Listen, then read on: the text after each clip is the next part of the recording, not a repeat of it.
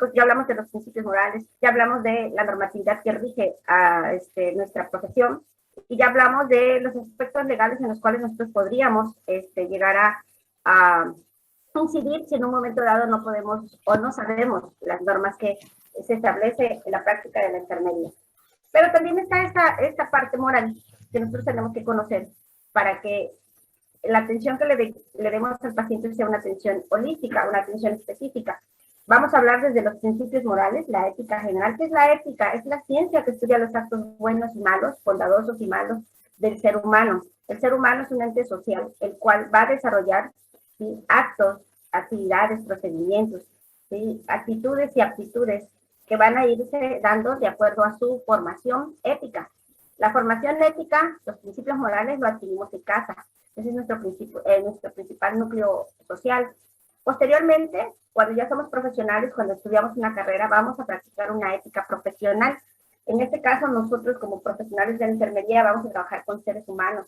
Nuestro trabajo es humanizado.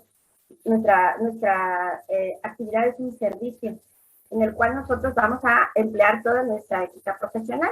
Aquí vamos a emplear todos aquellos valores que aprendimos en casa, pero además van a ser valores que permitan que el ser humano al que le vamos a dar un servicio, ¿sí?, se sienta protegido, se sienta atendido. Vamos a ser solidarios, vamos a ser honestos, responsables, respetuosos, éticos.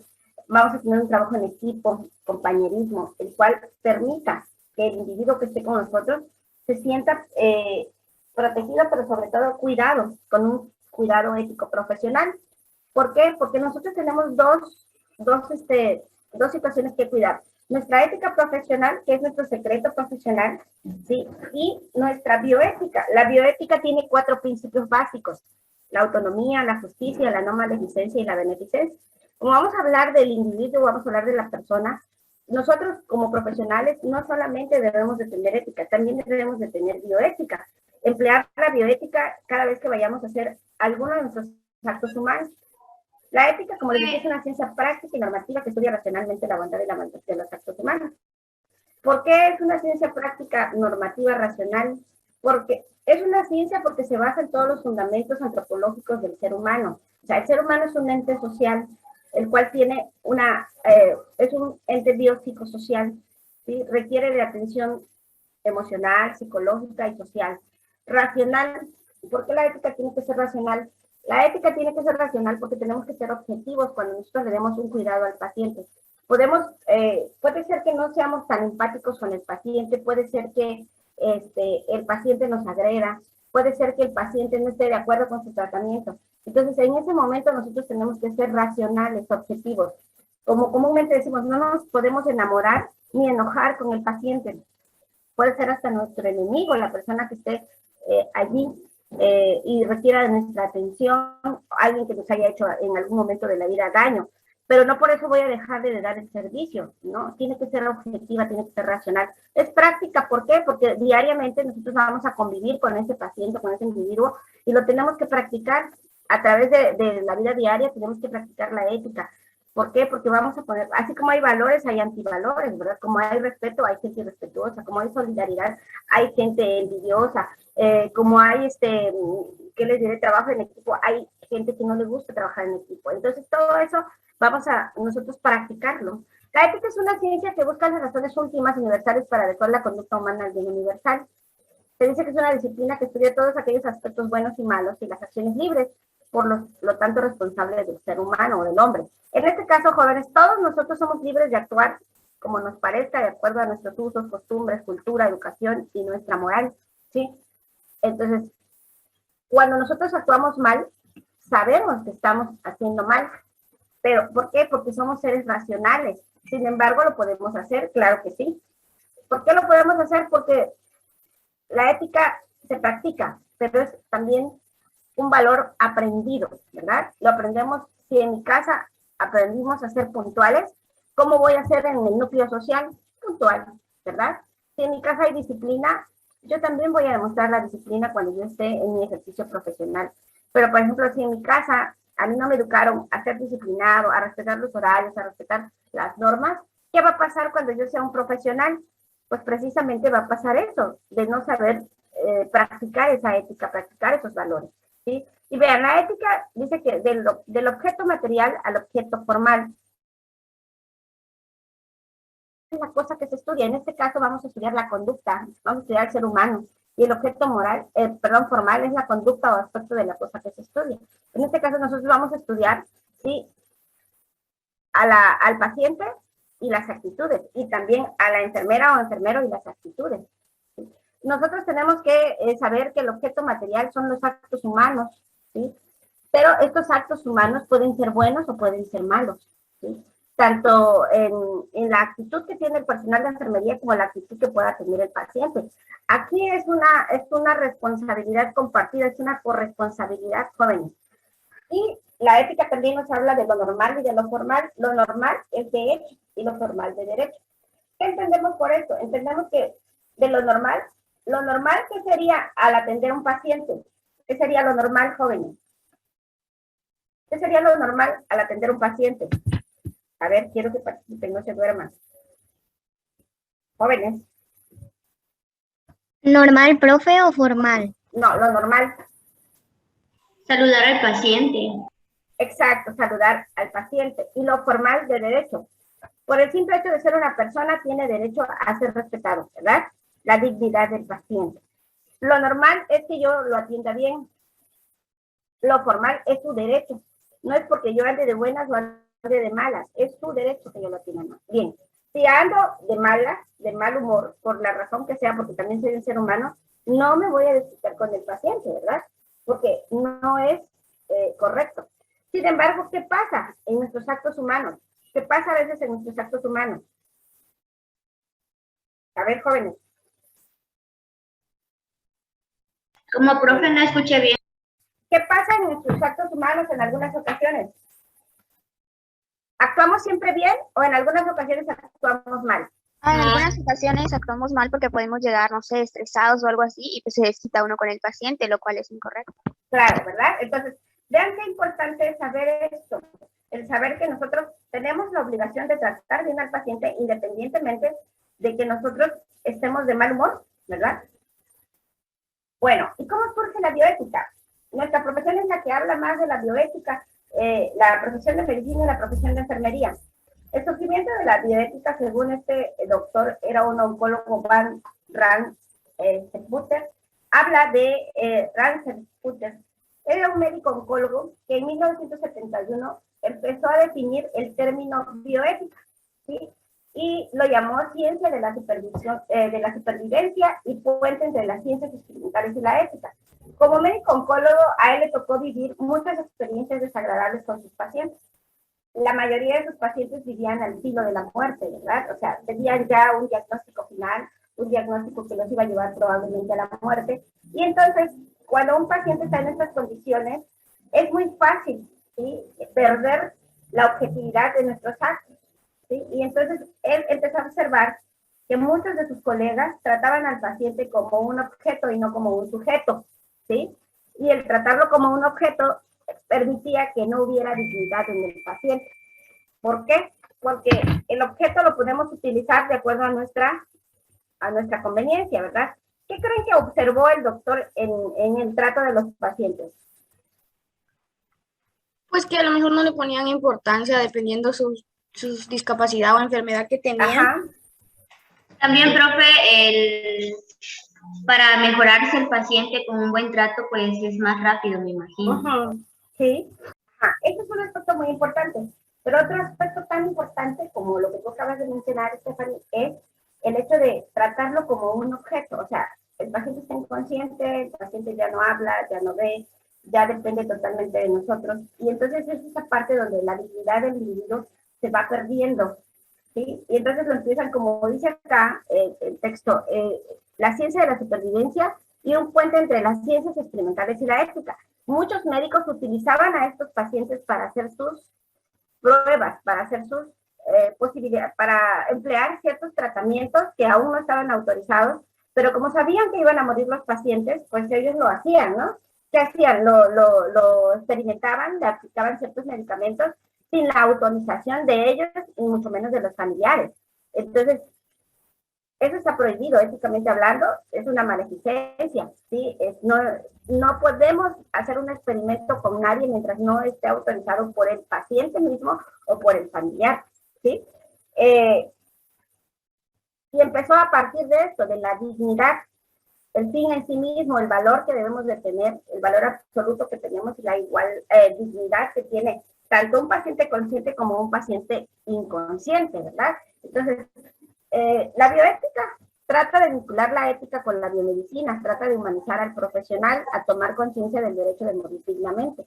¿Por qué? Porque el paciente no moría dignamente, ¿sí? Y entonces busca de manera específica humanizar ese ambiente en los hospitales, en las clínicas, para poderle ofrecer un cuidado con valores morales humanizados al paciente, ¿sí? O sea, no dejar que el paciente se muriera ahí porque pues ya sabemos que se va a morir, ¿sí? Entonces la bioética aparecen estos 4 principios: la beneficencia, la no maleficencia, la autonomía y la justicia.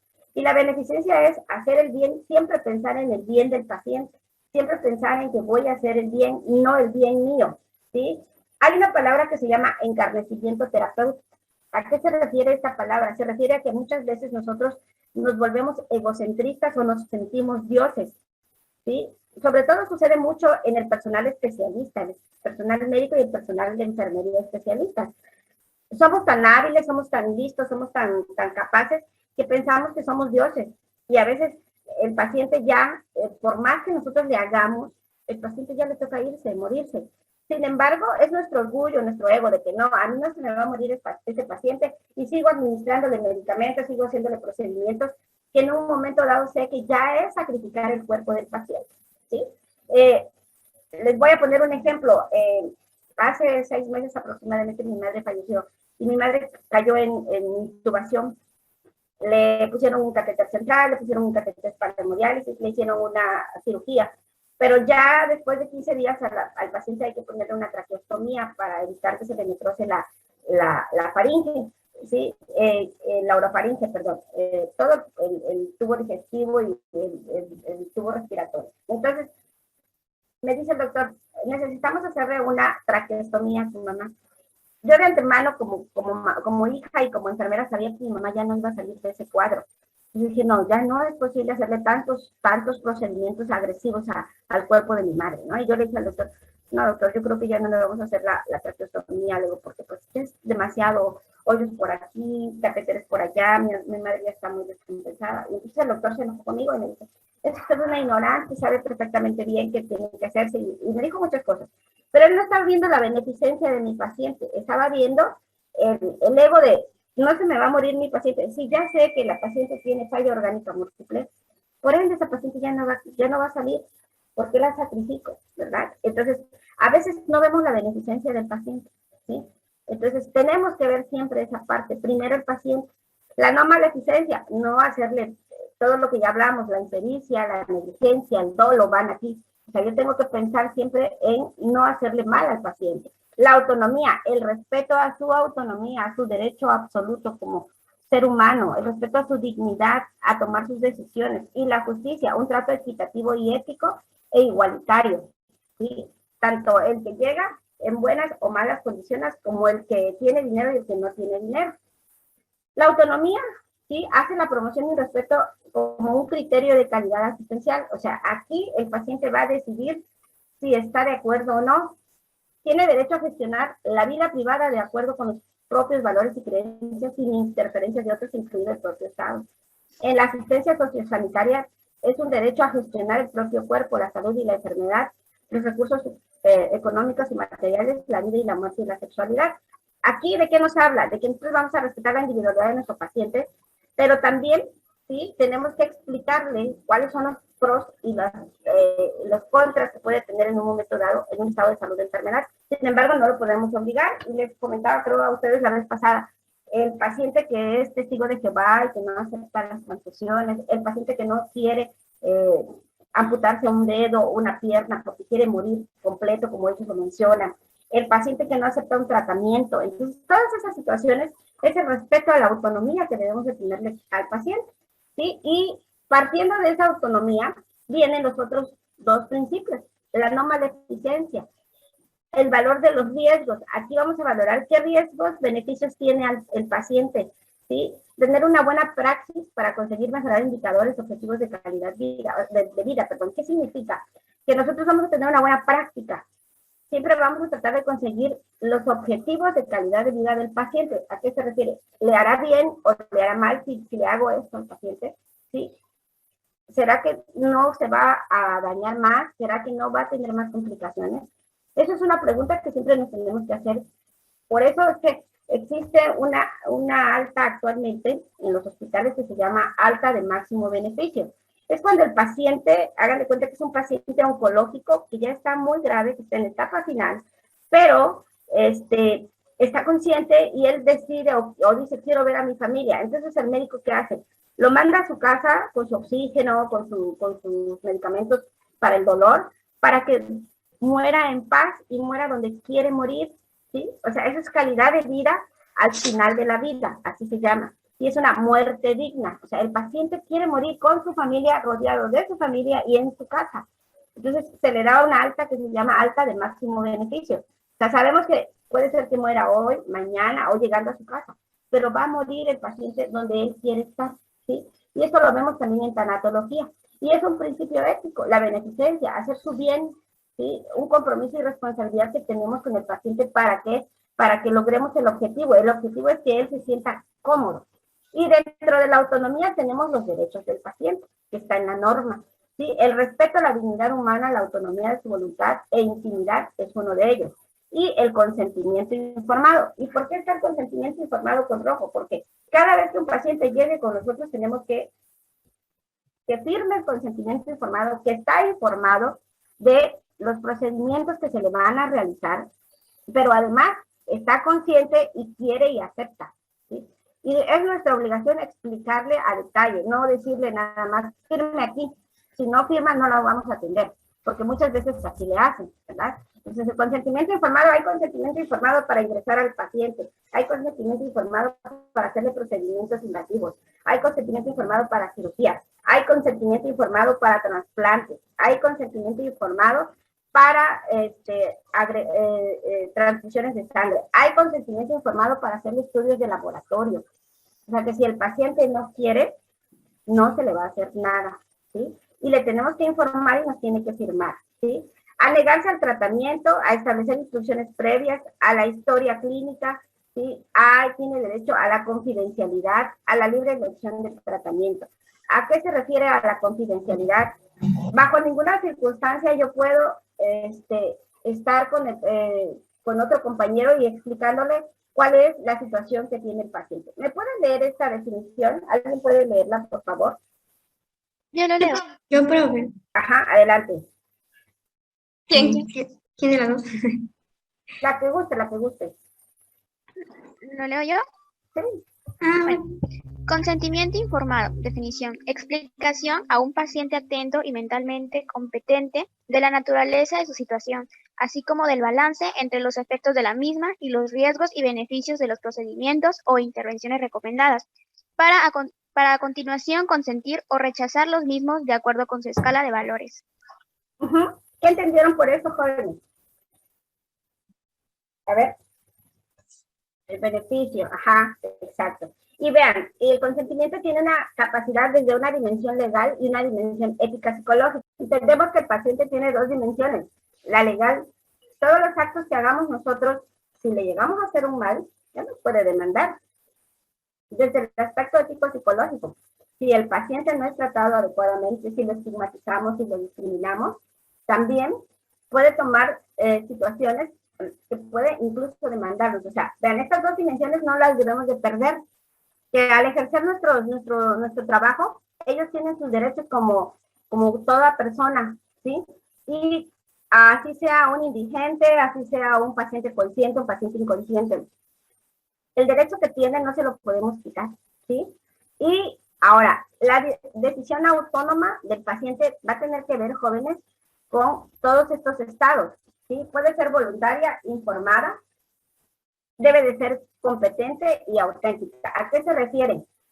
Voluntaria, que no vamos a coaccionar al paciente, o sea, no le vamos a decir, si usted no lo acepta, señor, se va a morir. No podemos hacer eso. Informada, que esté completamente consciente el paciente y que lo comprenda. No le voy a decir en terminología médica y el paciente no entiende qué le vamos a hacer. Competente, que esté comprendida, apreciada, elegida y estable. Se refiere a que el paciente sí me entendió lo que yo quiero hacerle. Auténtica, coherente, que sea coherente con lo que le estoy diciendo y con lo que está padeciendo. Por ejemplo, a veces dicen, es que necesito tomarle un estudio de la cabeza, del sistema nervioso, y su problema es a nivel digestivo. O sea, no voy a hacer gastar al paciente de más, no voy a hacer que el paciente compre ciertos medicamentos que no tienen nada que ver con su padecimiento. Sin embargo, muchas veces lo hacemos ¿por qué? Porque no tenemos ética, ¿sí? Y al no tener ética, pues obviamente nosotros perdemos esa dimensión que debemos de tener como seres humanos, pero también como profesionales, nuestra ética profesional y por ende la bioética. Esos tres aspectos son fundamentales para que el paciente, ¿sí?, esté bien cuidado y no tengamos ningún problema con él, ¿sí? Entonces, ¿nos queda claro cuál es nuestro trabajo con el paciente joven? Bueno, ¿por qué es importante hablar de la ética profesional y de la bioética? Porque vamos a trabajar con seres humanos, porque vamos a hacer una función de dar un servicio, porque el paciente joven no es un objeto, es un sujeto, ¿sí? Y si es un sujeto, requiere de cuidados específicos. Recording stopped.